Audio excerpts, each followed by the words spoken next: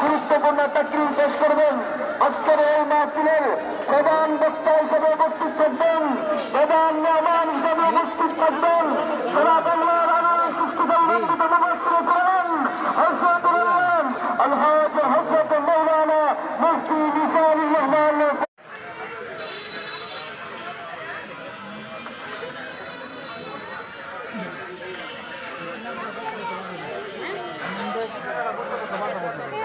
এখনো যারা দোকানপাটে ঘোরাফেরা করতেছি, আপনারা সকলে প্যান্ডেলের ভিতরে চলে আসেন। এখনো যারা বাড়িতে বসে আছেন আপনারা সকলেই চলে আসেন। আজকে আসবেন না, এই মাহফিল কালকে থাকবে না। আপনি থাকবেন, এই মাহফিল থাকবে না।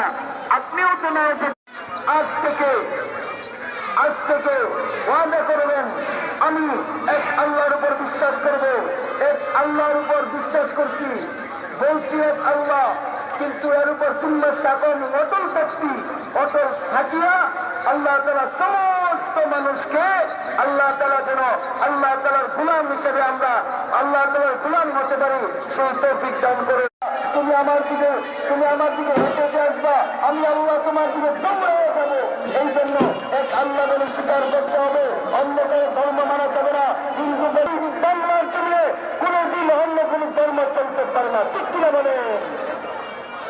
আল্লাহর ধর্ম চলতে হবে, অন্য কোনো ধর্ম মানা যাবে না। এই জন্য যদি আল্লাহর ধর্ম মেনে চলতে পারেন তাহলে আপনি দুনিয়াতে জানি লাভ হবেন।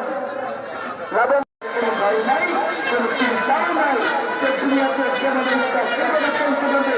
আল্লাহকে বলবেন, আল্লাহ সমস্ত আইনকে বাস্তবায়ন করবেন, আল্লাহ সমস্ত বিধানকে মানবেন। আল্লাহ সেই কথা বলছেন, আল্লাহ চেয়েছেন মানুষ নিষেধ করেছেন, কিন্তু মানবেন না। আল্লাহ বলছেন হারাম করি না, ঠিক করি না, ঠিক করি না, আপনি ঠিক করতে পারবেন না, ঠিক করতে পারবেন না। আল্লাহ বলছেন নামাজ পড়ি, আমি আল্লাহর উপর বিশ্বাস করছি, তো আমি আল্লাহ কোনো ভয় নাই। আজান তো হয়ে গেছে, এখনো চলছ ওদের ভয় না। তখনে আল্লাহ নবীকে জিব্রাইল বলতেছে, যে পর্যন্ত আল্লাহর গোলাম কালো গলার মসজিদে নববীর মধ্যে আজান না দিন হতে পারবো না, কেন বাতিল হয়ে যাব? কান্নাকাটি করতেছে বেলাল।